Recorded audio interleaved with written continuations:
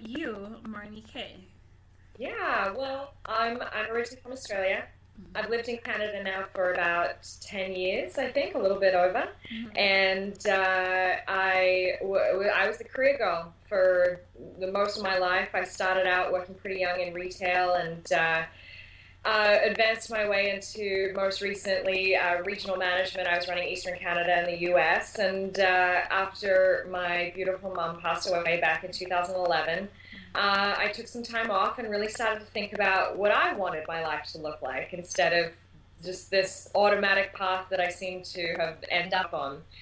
Which I think we all start to do when we get a little bit older if we weren't fresh out of the gates, already thinking about that. So I really started to, design my own life. I wrote out a list of the things that I wanted to be doing and where I wanted to be and how I wanted to be working, and it didn't equal the the job that I had. Introduced to some amazing mentors, Bob Proctor and his wife Linda Proctor, and that really opened up this whole world of personal development for me. And this idea that you can develop yourself on a day-to-day basis by the books that you read and the people you surround yourself with really fascinated me. So I started to write a little bit about it. I'd done some writing in university, hadn't ever thought that I could be an author or write a book,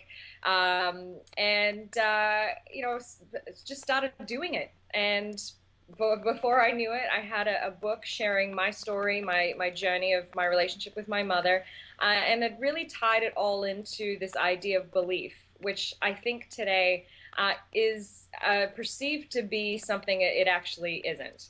So that was the whole idea for the book, Belief is the New Black, which is now republished, and it was a dream of mine. So, okay, Belief is the New Black. Hot title. Love it. Thank you. Came to me in the shower. Really? Where all my good ideas come to. How long did it take you to write that book? I started it a few years before I actually sat down and committed to it. I realized that what I started out writing isn't actually what it ended up being, which I think, most people who have this inner urge to want to write a book, they do. You maybe journey through a few different avenues, fiction and nonfiction. And anyway, I probably, if I added up the time, when I really sat down and had the vision clear of what I wanted to do, it was probably about 3 months and it was done. Wow. So I had to get clear on the vision first. Yeah. And in those 3 months, what was your process? Like, did you write every day? Did you write on weekends only? How did that fit in? You know what? I made an effort to write every day if I could, even if it was just something little. I think that's how we get good at anything, is by, applying yourself every single day, even if it's just a little bit of time. But I probably had my biggest spurts of creativity when I had the free time, when I had nothing else on the calendar. And that was really when I was able to dive in, and because my book is nonfiction, it's a little bit of a motivational memoir. I teach through it, but it was also my story. I had to really go inwards and reflect and go back to some of the experiences that I had in order to be able to teach authentically. So it was probably like this. Yeah, but every day for sure. Well, okay, so tell us more about what the book is about. What can someone get out of it?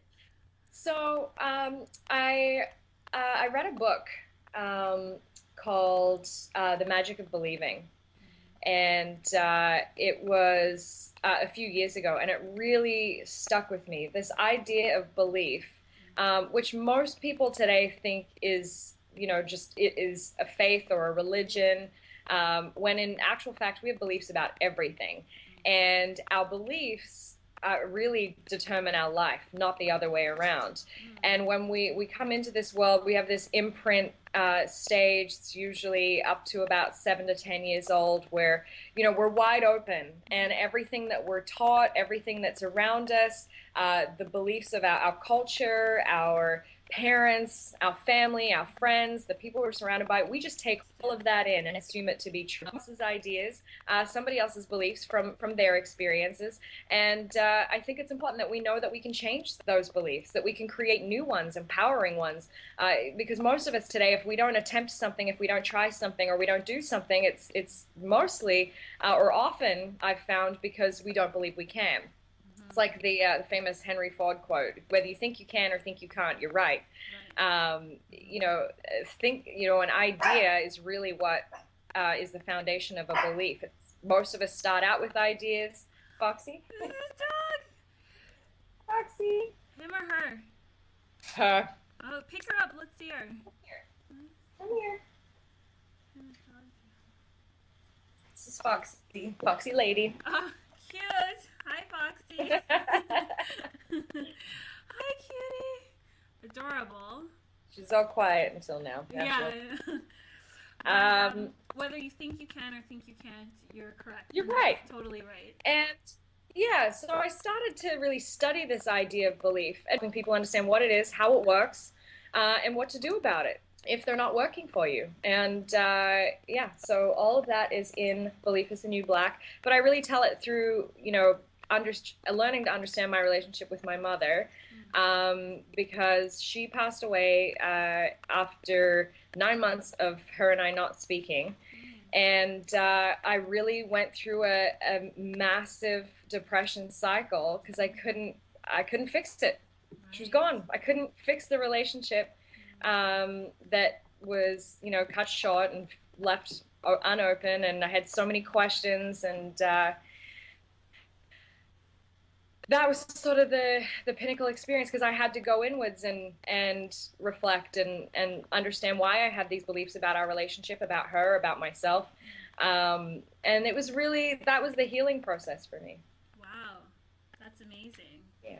So through creating something for somebody else, you kind of went through your own journey of coming to some conclusions for yourself too. Absolutely. And I think that's what self-expression is for the most part, or creativity. It is doing something for other people, but it's usually through doing something for yourself at the same time. Yes. Yeah. Yeah, totally. And I'm a believer in, if I like something or I'm curious about something, there are 100 other people who feel exactly the same way as I do. It's just that maybe they're not acting on it, or they're not investigating. So I may as well do my process and then just tell people about it, and maybe they'll be excited about it too. Yeah, for sure. Oh, yeah. I mean, I got to the point of publishing the book and thought, who's going to read it? What if people think my story is stupid? You know, all the normal fears. Right. But what's funny is what I really wanted to do was teach the power of belief through the book, through the story. But what came out of it was so many more fans of the story, the relationship with my mom, and how I healed that. So when I thought I was doing one thing, in actual fact, for a lot of people, I was doing something completely different. Wow. Now, what do you think is a helpful belief to have? Like, what is a belief that you've developed now that you've concentrated on yourself and creating positive belief systems for you? What is one that you feel that was helpful? Yeah. Well, I always talk about people finding a mentor, finding someone who has what you want in life, because if you don't yet believe you can, they probably will. And so again, it goes back to the environment. You know, Bob always says you can only really change your life two ways. One is the books you read, and two is the people you surround yourself with, because they're the only two things that are going to create new thoughts in your mind. So first of all, it was finding a mentor, because they'll always believe in you more than you believe in yourself. We're our own worst critics. But I think it was, I'll tell you, it was actually more of a word that started to help create empowering beliefs instead of limiting ones. And the limiting beliefs are usually, I can't do that. You know, who's going to listen to me, watch me, read me, you know, whatever. Or for most people, if they're looking to do something, whether it's creative or start their own business or whatever, there's usually just a big fear that they don't think they'll be successful. So why bother starting? So there's a word that I have infused into my life if I think I can't do something, because there's still plenty of things that I'm met with every day. Oh, how do I do that? I don't know how to do that. I always add the word yet. So if I catch myself thinking something limiting or negative, or I can't do this, or I don't know how, or whatever it is, I always add the word yet, because that leaves the possibility open that I could learn, that I could practice and get better, and that in fact I actually really can.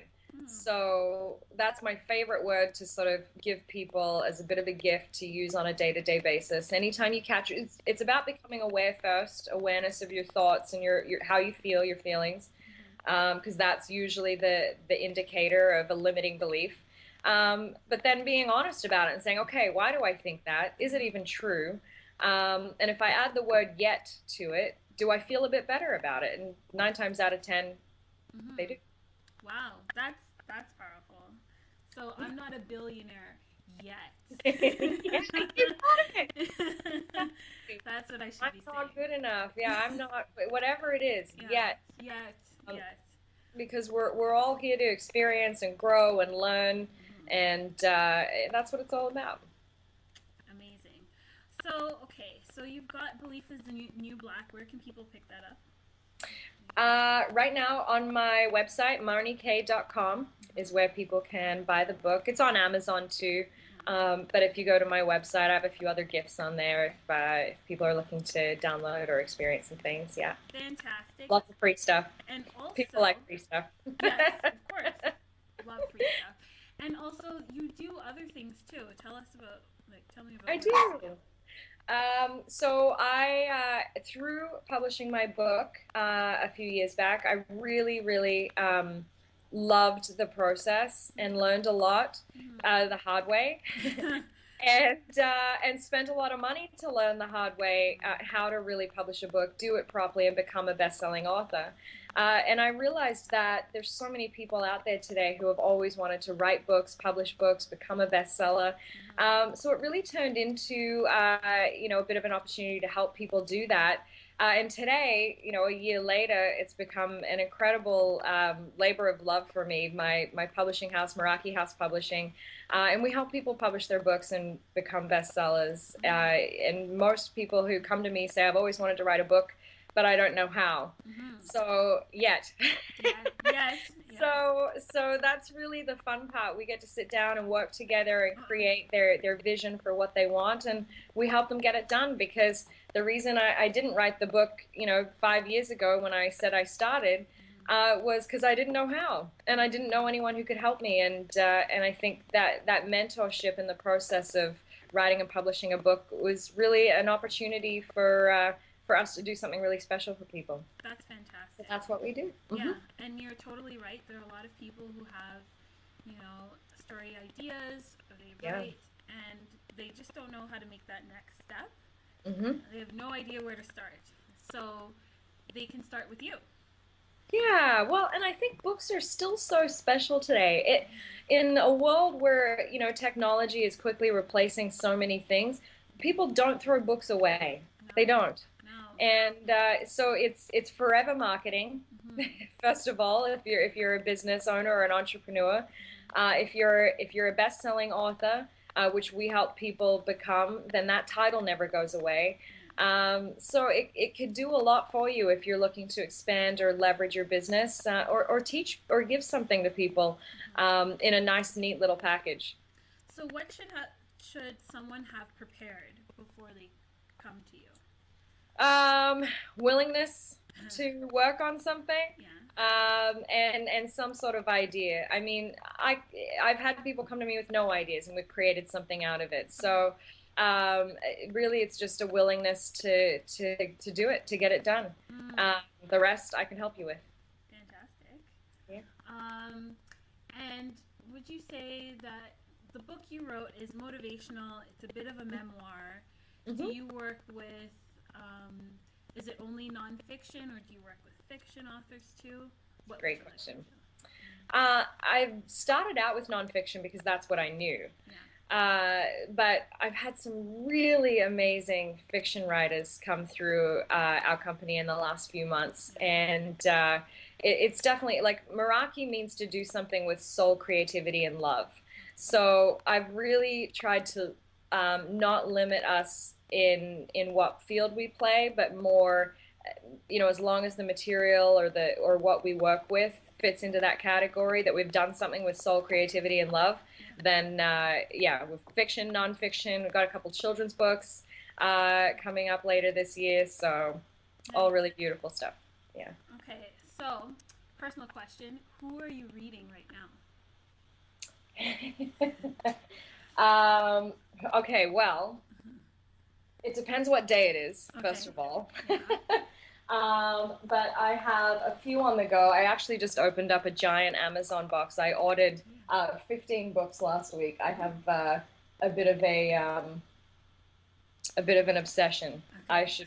I should be earning money off Amazon or something. But one of my favorites here, I'll give you one that I read every single day, as opposed to what where is it? Well, I think it's beside my bed. Anyway, it's called U Squared by Price Pritchett.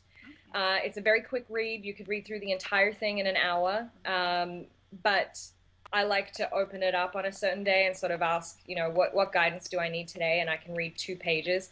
And it's a book about how to create a quantum leap in your life. It sort of blows the idea that we have to do everything step by step by step out of the water. And instead, why not go from 0 to 100 real quick? And this book really teaches it in an empowering way. It's almost like a motivational speech or something as you read it. But it's a book that Bob always has recommended as his top 5. He'll go and speak to tens of thousands of people, and that's the book that he'll read from or talk about if it's not Think and Grow Rich. So one of my favorites. Read it every single day. Now, what is the big deal about Bob Proctor? I've seen a lot of people be mentored by him. I understand that, people want to be close to greatness. And so he's a mentor. He's offering his services and mentorship. But what separates him from a Tony Robbins or any other guy who stands on a stage with a microphone and talks about how wonderful he is? What's the difference? So, first of all, he has the results. So there's a lot of people out there today talking that don't have the results. So he has the results. He is the most giving human being I have ever met in my entire life. He will give the time, the money, the information off his back over any. And in fact, I listen to everything that he says, but more than that, I watch what he does. And he has been, I'll give you an example. He works with a company who builds schools out in Africa with a friend of his, Cynthia Kersey. So he started out 10 years ago. I think they were building 1 school a month in Africa, his company, which costs about $8,000, $8,000 to $10,000 to do. And his whole goal is to build 1 every day. So he's sort of been building towards, doing that. So he's very much about education. He's very much about creating wealth. And he teaches, how the mind works. I think there's not a lot of people out there teaching how the mind works. There's, like, Tony Robbins is also an incredible mentor to a lot of people. He teaches a lot about how to communicate with yourself, with other people, how to have breakthroughs. What I love about Bob, what's different about him, is that he really teaches how we work. And it's only been through his continuous study. He's been studying the material for 50 years. I don't know anyone else who's done it that long, who's had the same consistent results for that long, and does it all by giving. Total grace. So he's a living legend in my mind, and I'm very fortunate to be working with him. Well, it's an enthusiastic endorsement. All of his students are so enthusiastic, but I'm a skeptic. It's so hard for me to, I guess, believe in people who offer their services as coaches. Yep. I'm very skeptical. So Yeah. Well, there's a limiting belief in there somewhere. There must be. There has to be. There has to be. I know it.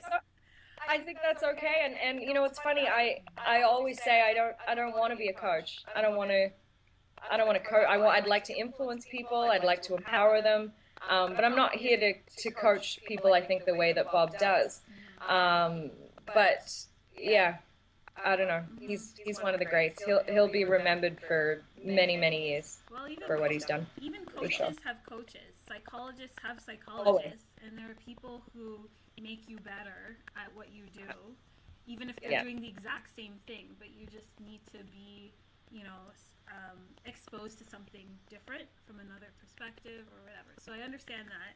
Well, that's great. Yeah, I mean, if we had all the answers, we'd have what we want. Right. 27. That would be boring. If you don't, you might as well listen to someone who does, and they've probably got a few more answers. That's all it really is. It's very true. It's very true. Okay, so I've got a bit of a game, and it is called, let's call it, Don't Judge a Book by Its Cover.